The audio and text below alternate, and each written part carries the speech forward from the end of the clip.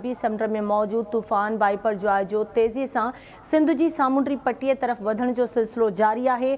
सामुंडी तूफ़ान कराची का 550 ऐं ठटे का 530 किलोमीटर परे रहिजी वियो आहे। तूफ़ान सबब समुंड अंदर 30 खां 40 फुटन ताईं छोलियूं बुलंद थियण लॻियूं आहिनि। अहम ख़बर अवांखे ॾियूं पिया अरबी समुंड में मौजूद तूफ़ान बाइपर ज्वार जो तेज़ीअ सां सिंध की सामुंडी पट्टी तरफ़ वधण जो सिलसिलो जारी है। शिदत में भी इज़ाफ़ो थी वियो आहे जॾहिं त सामुंडी तूफ़ान कराची का 550 ऐं ठटे का 530 किलोमीटर परे रहिजी वियो। तूफ़ान सबब समुंड अंदर 30 खां 40 फुटन ताईं छोलियूं बुलंद थियण लॻियूं आहिनि जॾहिं त 15 जून ते केटी बंदर ऐं गुजरात सां टकराइजण जो इम्कान आहे।